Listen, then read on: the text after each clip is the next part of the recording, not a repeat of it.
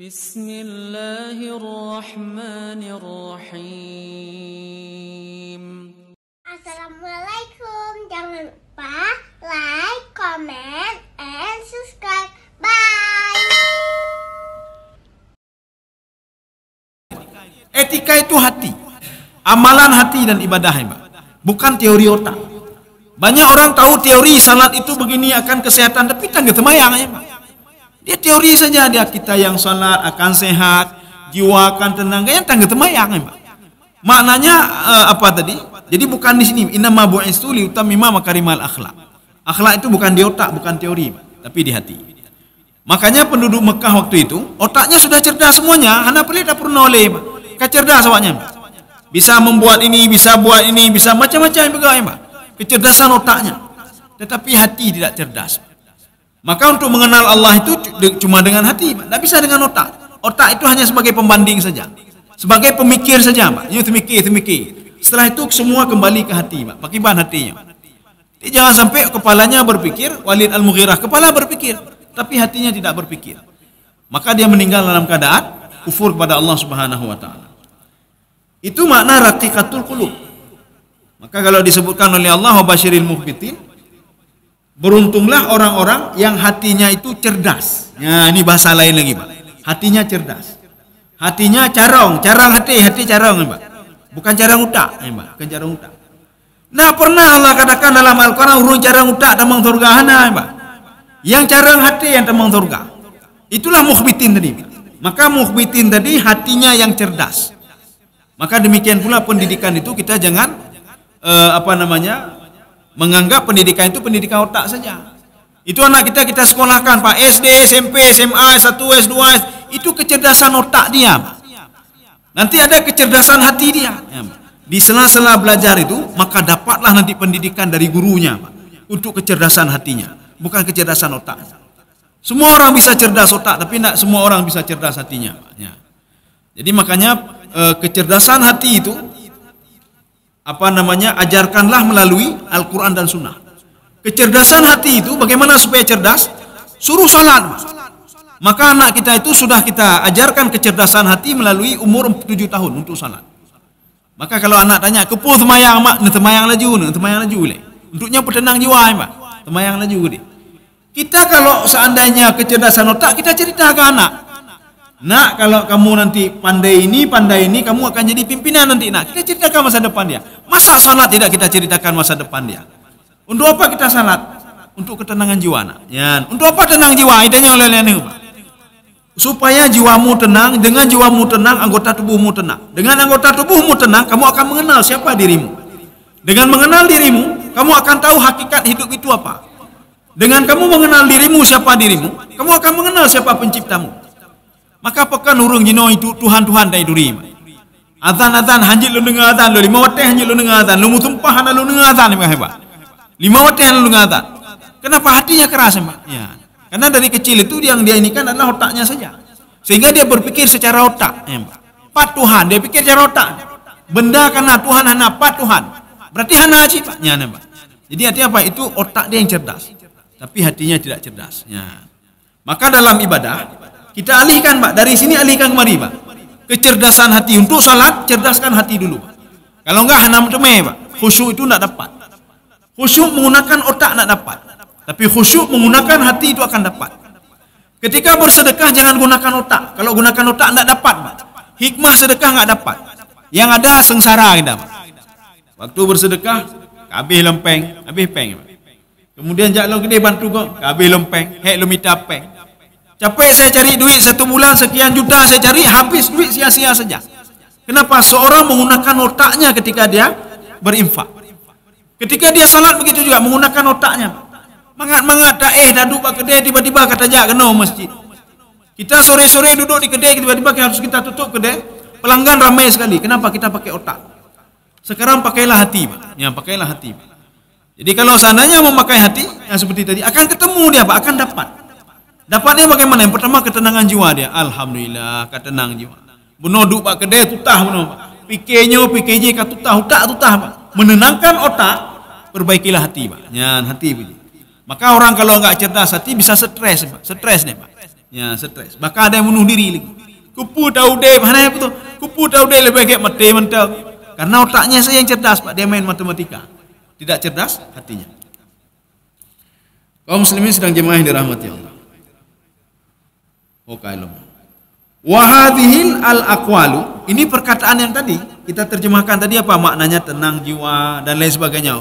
Khudu, tunduk dan patuh, ya. Itu makna-makna itu tempat yang paling rendah, artinya orang merendah, orang tawadhu, orang khusyuk, orang ikhlas beribadah. Dari sekian banyak tadi itu, wahadhil aqwal taduru ala maknanya ini. Itu disimpulkan apa? Dua kesimpulan dari yang banyak-banyak tadi yang diberikan pengertian tadi. Orang yang mukhbitun atau ikhbat itu dua, tawadhu wasukun ilallah. Orang yang tawadhu. Nah, ini kesimpulan akhirnya. Kalau ditanya ikhbat itu apa? Mukhbit itu apa? Orang yang tawadhu. Makanya kita sujud itu simbol, Pak. Simbol tawadhu. Apa tawadhu? Tawadhu itu berasal dari kalimat wada'a. Wada'a itu meletakkan. Bagaimana meletakkan? Kepala ini yang setiap pagi, setiap apa di atas selalu. Ketika salat, kepala sama kaki sudah sejajar. Waktu sujud, ulai dengan kaki kan sejajar. Itulah namanya tawadhu. Tawadhu. Kalau kita tidur, pasti kita ini kan kepala naikkan kepala sedikit. Atau kita tidur di bawah lengan kita. Kan naik dia. Tidak sama. Maka satu-satunya tempat di mana kepala itu sama dengan kaki ketika sujud. Ketika ruku, ulai mertai hujib. Tapi ketika sujud, itu kepala dan kaki itu sama. Maka itu adalah simbol, Pak. Sujud itu simbol seorang tawadhu. Dia merendahkan diri kepada Allah Subhanahu wa taala. Ini sudah. Kemudian makna yang kedua, ini dari sekian makna tadi disimpulkan oleh pengarang, Pak.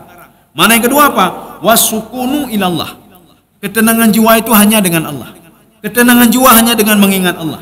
Tidak ada cara lain. Maka kalau kita susah ambil wudu, salat 2 rakaat. Oh, saya sudah susah ambil wudu berapa kali, ambil wudu salat berapa kali, hana tenang jiwa. Jiwa enggak pernah tenang. Saya ketika tengah malam saya bangun tahajud, jiwa enggak tenang juga. Berarti masalahnya kita tidak tahu salat itu apa. Ya. Mungkin kenapa tidak tahu? Bacaannya pun kita tidak tahu. Maknanya tidak tahu. Bagaimana mau khusyuk dalam beribadah? Jadi seorang yang tidak tahu nilai sesuatu, maka dia tidak tahu apa makna salat itu. Untuk apa salat itu? Makanya nanti baca Quran, dibaca Quran, hana tenang jiwa lon detak hana tenang. Lon berzikir detak hana tenang, subhanallah, subhanallah, detak hana tenang. Maknanya dia tidak paham subhanallah itu apa. Subhanallah, kengkeun mentangannya. Alhamdulillah itu apa? Nak tahu dia, Pak. Ya. Maka seorang itu harus pahami dulu, harus pahami dulu. Disitulah muncul ketenangan jiwa. Maka kalau kita paham Al-Quran itu yang kita baca kita paham, yang sedang tabu di mata, sedang tabu di mata. Kenapa? Al-Quran itu sebahagiannya berisi dialog interaktif. Jadi seorang pencipta dengan makhluknya, kamu tenang saja kata Allah. Ingatlah saya bantu kamu kata Allah. Kan itu maknanya semua. Ini seperti orang dapat surat dari orang tuanya.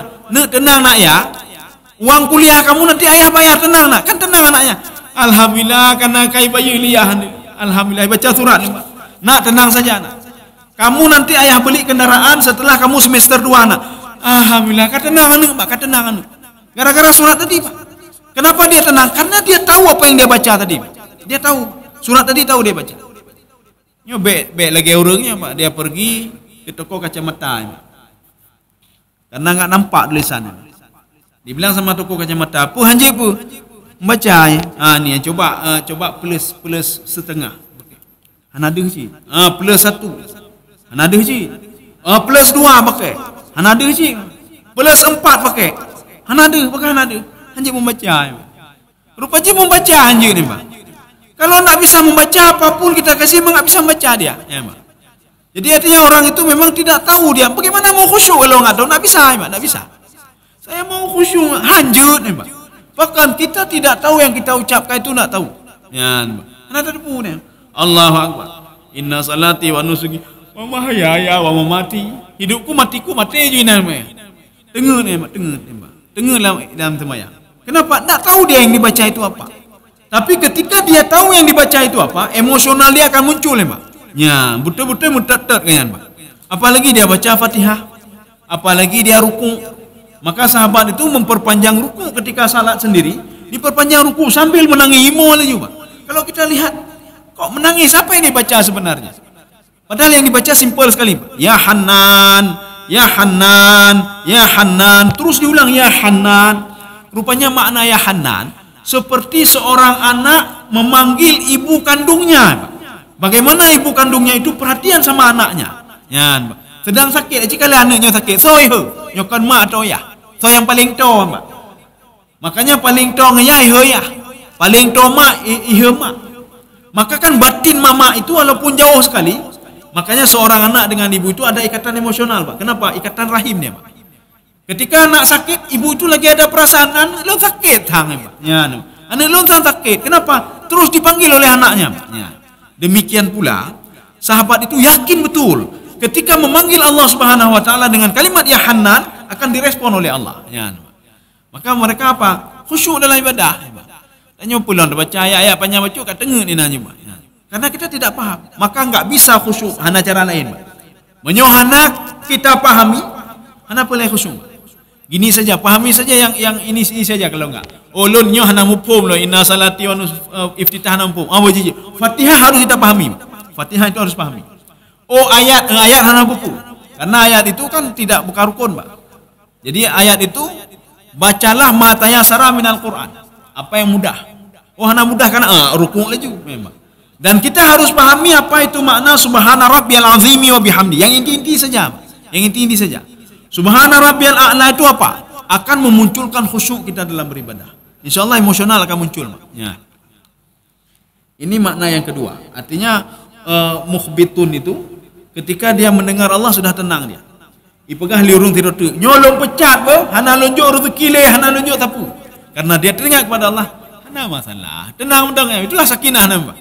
Dia cuma takut kepada Allah, dia cuma ingat kepada Allah. Artinya dia bisa minta tolong kepada Allah. Ya, maka udip mangau udip punya, Pak. Nyot lagi tidur ane. Ya. Tidur ane. Dia tinggal ke ayah, Pak. Tinggal ke ayah apa? Enggak apa-apa ayah banyak duit nanti bisa dibeli oleh ayah. Tenang saja. Ikan linggal macam-macam tenang saja. Ayah saya kan banyak duit. Ya. Telepon ayah belum ayah langsung belum ayah, Pak. Ya. Maka ketenangan jiwa dia itu ada pada orang yang paling dia dekati. Siapa? Ayahnya atau ibunya? Ya. Kaum muslimin sedang jemaah yang dirahmati Allah. Berarti tadi dua maknanya, Pak. Ya, dua maknanya. Sekarang kita lihat ini Imam Ibnu Katsir itu di dalam tafsir beliau ini dimasukkan kemari. Apa kata beliau? Khafat minhu qulubuhum. Jadi makanya ini termasuk juga orang yang tenang jiwa tadi. Itulah kan tadi dua kita bagi. Dua tadi apa? Tawaduk dan tenang jiwa. Ya, tawaduk tenang jiwa. Nanti kalau ditanya apa itu mukhbitin? Orang tawaduk dan tenang jiwanya. Bagaimana mungkin dia bisa tenang jiwa? Saya salat setiap hari tidak tenang jiwa. Saya bersedekah enggak tenang jiwa. Saya berzikir kok enggak tenang jiwa. Ketenangan jiwa itu khafat minhu qulubuhum. Hatinya begitu takut kepada Allah Subhanahu wa taala. Dengan begitulah dapat ketenangan jiwa. Ya. Jadi di dalam Al-Qur'an takut itu sebenarnya banyak. Takut itu banyak. Takut paling tinggi itu namanya khasyah namanya. Khasyah itu sudah takut luar biasa, Pak. Khasyah yang pertama, seorang itu takut sekali kepada manusia, takut kepada jin, takut kepada syaitan. Dia takut kepada syaitan sebab apa? Nanti diguna-guna saya, nanti dikenain penyakit saya. Itu takut sudah berlebihan. Takut kepada manusia, ini kalau macam-macam dipecat saya. Kalau dipecat tak ada lagi duit. Kalau enggak ada duit bagaimana mau sekolahkan anak? Pak. Maka inilah yang terjadi pada masa suku kafir Quraisy. Dia takut banyak anak. Kenapa banyak anak? Peng macut, sedikit duit. Ya, duitnya sedikit. Gaji sedikit, anak sampai 10, maka dibunuh anaknya. Supaya apa? Cukup gajinya. Ya, cukup gajinya. Ini pegawai negeri sendiri, anak ada 4. Bagaimana ini? Ya, Pak. Maka dibunuh anaknya. Atau anak perempuan anak, Pak. Ya, Pak. Itu takut yang model pertama. Khasyah yang pertama. Dia takut ketika dia itu akan menghasilkan, takut dia itu kalak. Kalak itu susah. Ini bagaimana cara saya sudah dipecat oleh pimpinan saya, bagaimana caranya? Nah, itu takut, Pak. Satu. Yang kedua, khasyahnya kepada Allah. Dia takut sekali kepada Allah. Ini kalau belum salat bagaimana? Belum bayar zakat bagaimana? Belum ibadah bagaimana? Belum ini bagaimana? Takutnya kepada Allah itu akan membawa ketenangan jiwa. Tadi yang pertama takutnya kepada makhluk, kepada siapa saja akan membawa kepada susah dan susah dan gundah. Tetapi takutnya kepada Allah itu akan membawa tumakninah, ketenangan jiwa. Dia takut kepada Allah untuk berbuat zalim, maka dia tidak zalim. Dengan dia tidak zalim, jiwanya sudah tenang. Dia takut kepada Allah untuk mencuri, karena Allah sudah mengatakan pencuri itu dibenci oleh Allah, maka dia tidak mencuri. Dengan dia takut kepada perintah Allah, jiwanya akan tenang. Alhamdulillah nalun temu curonyo. Alhamdulillah nalun pegang mafiuronyo. Tenang jiwanya, Pak. Ya. Jadi itulah tadi dibedakan, Pak. Takut kepada manusia itu membawa kalak, kesusahan jiwa. Nyoyo bagi banjarannya. Jadi sudah diintimidasi oleh orang lain. Kalau diintimidasi, berdoa saja kepada Allah, ya Muhaimin dalam kebab. Tapi harus kita pahami apa makna ya Muhaimin itu. Muhaimin itu yang membawa ketenangan jiwa, yang menjaga saya, ya wali. Wahai yang menjaga saya, ini jaga lo ni Allah, ni tolong lo ni Allah, ya Pak. Tak mungkin Allah tidak mendengar, Pak. Masalahnya apa? Kita tidak ikut prosedur. Ya, nak ikut prosedur. Berdoa, minta, tapi ibadah najilah, ibadah najilah. Maka perbaiki dulu ibadah, baru minta tolong. Ya, perbaiki dulu ibadah. Kaum muslimin sedang jemaah yang dirahmati Allah Subhanahu wa taala. Mana ayatnya, Pak? Jadi Imam Ibnu Katsir mengambil ayat alladzina idza dzukirallahu wajilat qulubuhum. Ketika disebutkan Allah, jiwanya tenang. Maka Rasulullah mengatakan begini. Kan ada istilah qurratu aini, Pak. Qurratu aini. Qurratu aininya istilahnya bohate, ya, Pak. Qurratu aini bohate. Seorang orang tua melihat anaknya ketenang jiwa. Alhamdulillah kamu temui kalian anu, ya, Pak. Atau seorang kakek ketika melihat cucunya, lun cucu mentalung kalian ketenang jiwa lun. Maka cucu itu sebagai qurratu aini, Pak. Qurratu aini. Tetapi Rasulullah mengatakan, salat qurratu ainiku itu adalah salat, kata Rasulullah. Ya, qurratu ainiku itu adalah salat. Kalau kita kan qurratu aini kita kan mentemem kalian cucu unda kaji, mentemem kalian anak ketenang jiwa lu, ketenang lu nih, Pak. Ya, ini begitu juga. Saya salat saja sudah tenang jiwa saya. Maka Rasulullah mengatakan, qurratu ainiku itu adalah as-salat. Ya, makanya Rasulullah menyuruh kepada Bilal, ya Bilal, arihna bis salah. Kalau sudah datang waktu salat, langsung azan untuk apa? Mau refreshing jiwa saya ini, ya. Refreshing jiwa, Pak. Ya, jiwa akan refreshing. Kalau jiwa sudah tenang, hanapu dapat tenang utak, Pak. Utak tenang gerau, Pak. Ya, Pak. Utak tenang sendiri dia. Yang penting tenangkan jiwa dulu. Makanya orang-orang yang stresnya jiwa hana tenang, Pak. Maka pungonya, Pak. Putuh saraf boleh, Pak. Maka untuk dia tenang kembali jiwa dia, Pak. Ini akan tenang kembali dia. Otak dia akan tenang kembali. Jadi jangan tenangkan kepala ini. Nyote gaji kurang, cara otak, Pak. Gaji kurang iban cara petenang tu oleh tapohan dengan tidur. Maka nyo tapohan dengan tidur gaji kaji. Nyo ne pun draw gaji 3 juta iban cara dah bagi put. Nyo tikula akibat. Akhirnya apa petenang otak bunuh 1 orang atau usir 2 orang. Cok gedan lembah tinggal 2. Berarti kalau tinggal 2 1.500.000 seorangnya. Kan sudah banyak, Pak. Bukan otak ditenangkan, jiwa ditenangkan. Kalau ingin tenangkan otak, cuma otak saja yang tenang. Lain tidak tenang, Pak. Kalau kita tenangkan jiwa, otak tenang, tangan tenang, semua tenang. Maka kenapa Rasulullah mengatakan kalau kamu gundah, kamu susah, bersedekahlah kamu. Sedekah itu untuk pertenang hati, Pak. Ya, kan pertenang otak. Dengan hati tenang, otak tenang, ya, Pak. Kita salat berzikir untuk pertenang hati, kan tenang otak, ya, Pak. Makanya dengan hati tenang, alhamdulillah. Otak mengat, ya, Pak. Tangan juga enak, kaki juga enak, semua enak, ya, Pak. Maka orang yang penajihan, yang galak dengar ribah, galak pegawainya orang hanabu dia pun. Pak. Yang kedua jiwa dia hendak tenang, Pak. Enggak tenang jiwa dia. Ya. Kaum muslimin sedang jemaah yang dirahmati Allah. Ini 6:30 sudah. Kita baca sedikit lagi, Pak. Kayaknya. Ini sebenarnya banyak tapi enggak apa-apa, kita baca sedikit lagi ini. Al-ikhbatu minal ibadat al-azimah allati biha yatma'inna qalbul mu'min. Jadi makanya ikhbat itu apa namakan 2 tadi, Pak. Ya, ikhbat itu 2. Al-khasyi'un, at-tawadhu' wa sukun. Jadi dua-dua hal ini bisa membawa ketenangan jiwa seseorang.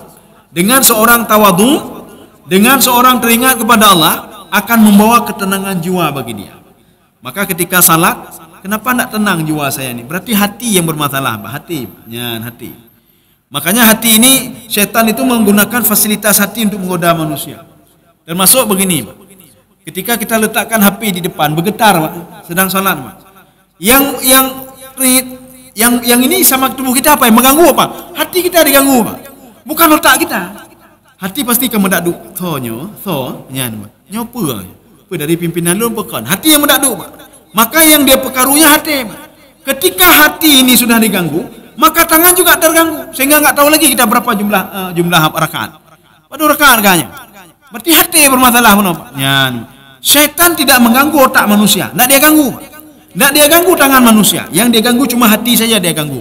Yang dia ganggu hatinya saja. Maka hati dia jaga apa? Dia jaga lain. Dia jaga. Hai bunuh letah bergerak lagi dah berapa jaro. Hana salah jaro, Mbak. Hana salah jaro. Hati salah, Mbak. Hati salah. Maka kita manage hati ini, insyaallah lain termanage semuanya. Ya. Sudah. Hokanya.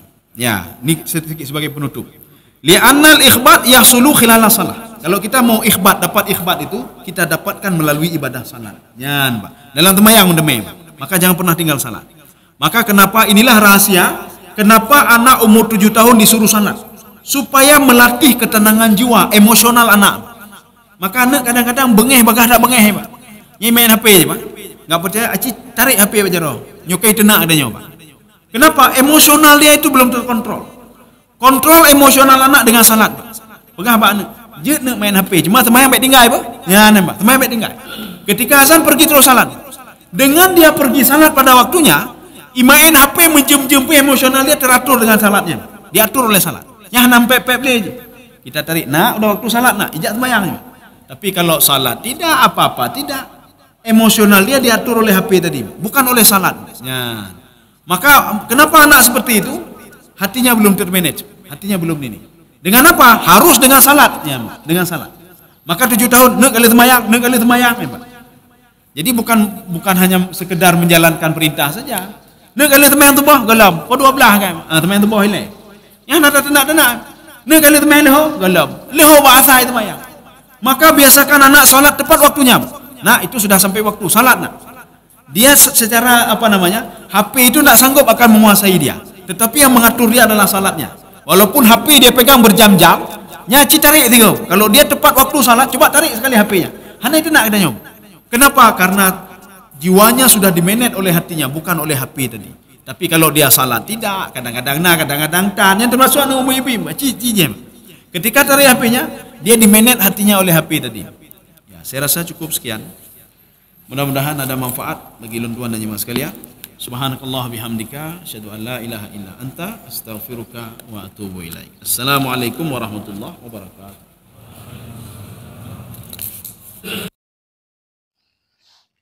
Terima kasih.